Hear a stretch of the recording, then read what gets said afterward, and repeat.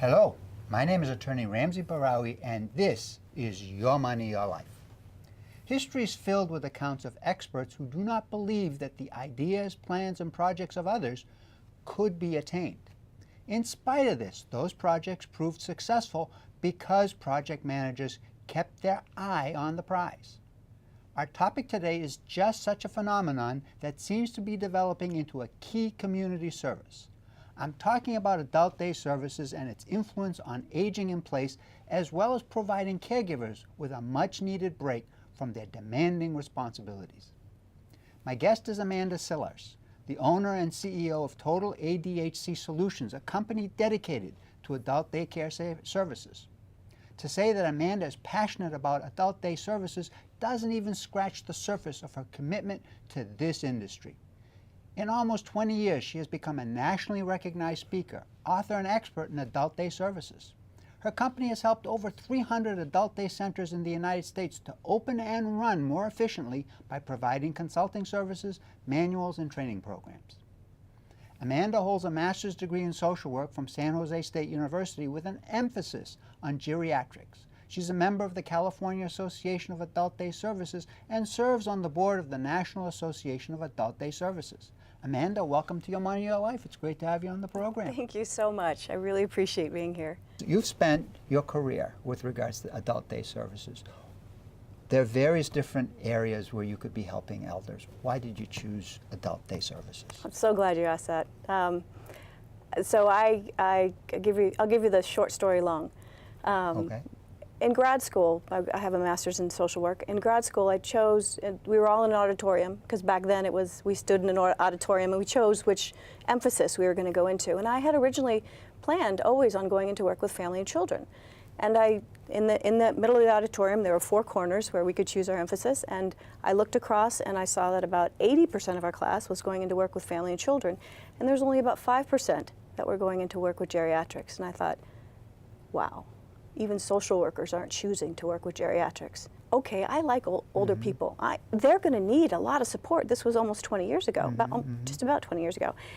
We knew what was going to happen with the population, and here is only such a few percentage of people going into work with that. So I chose the geriatrics really for that reason, and what a great choice to have made.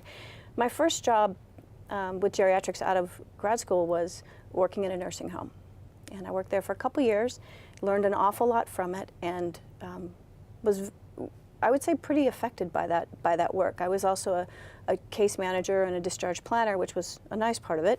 Unfortunately, I didn't know about adult day back when I was a discharge planner, and I wasn't able to discharge people to the nursing home. And what I saw is a lot of this revolving door. I saw I'd discharge someone from the nursing home with home health back home. They would receive the home health, and they may come back maybe 6 months later. They would go home, they'd get their home health for a very short period of time, and then they'd be on their own. And that was it.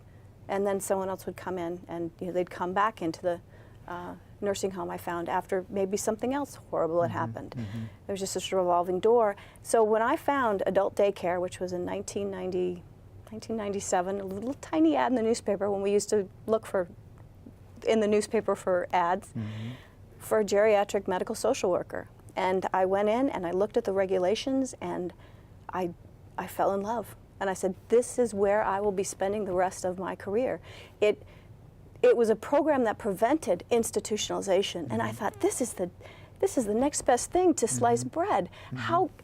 And I'm thinking, and 20 years later, I am stunned to no end that this industry has not caught on better. That people in general don't have a good idea of what all the services that are provided, that idea of preventing institutionalization. Yeah. And the money saved. Now you say 1997 is when you began focusing. Is that when you started your company? Yes, it was 97, because it was early 97. I started, they were looking for a master's level social work. So I started in adult day, in an adult day healthcare center as the social worker in the center. Learned the business, learned the regs. This was early on in the adult day growth in Los Angeles, specifically in California. So there wasn't a lot of information for people who wanted to open or people who wanted to run centers.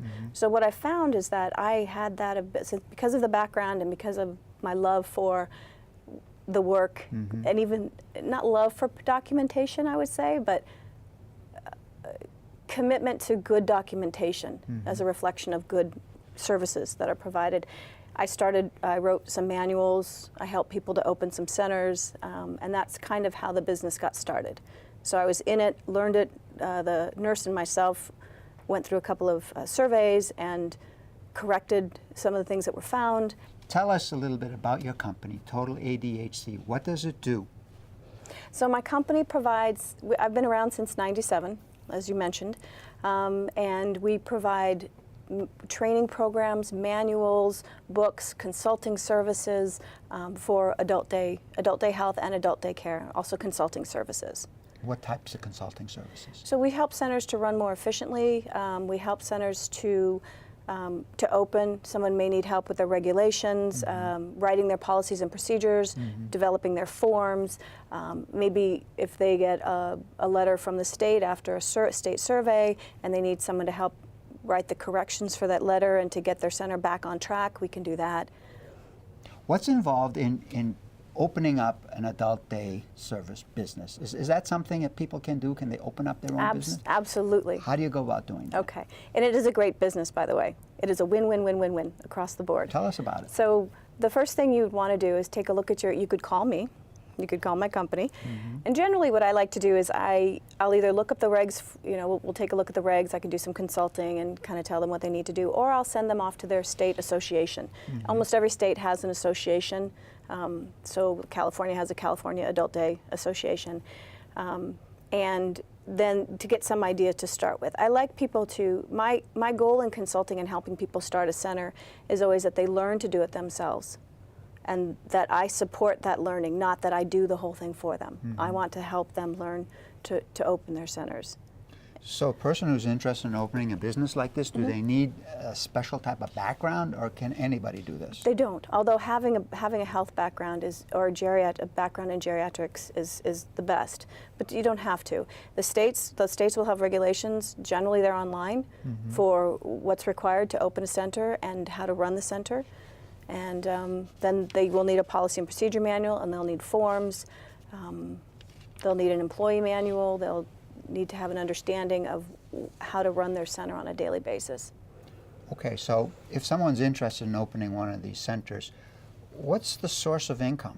How do they get paid for delivering these services? So that's a good question, and the other side of the question as well is how do people pay for adult day services? Good point. As well. Yeah. So one of the biggest payer sources is Medicaid. And that is mostly with the healthcare model. Some states, they have Medicaid payment for the social model as well. But in general, it's the healthcare model.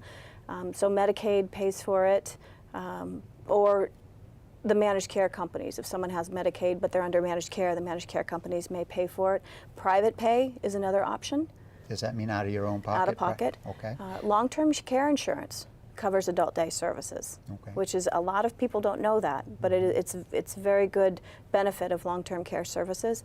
The regional centers for someone with, I'm not sure what it's called across the country, but I know for people with developmentally disabled, who are developmentally disabled, the regional centers may pay. Also, the Veterans Administration is a payer source. Oh, okay. So there are sources of payment. Yes. Now, it would seem to me, based on what I know about Medicaid, though, most people who are middle class are going to be paying out of pocket. Right, right. There's currently a bill written by Representative Sanchez that has been submitted, and it's HR 3334, and it's called the Medicare Adult Day Services Act.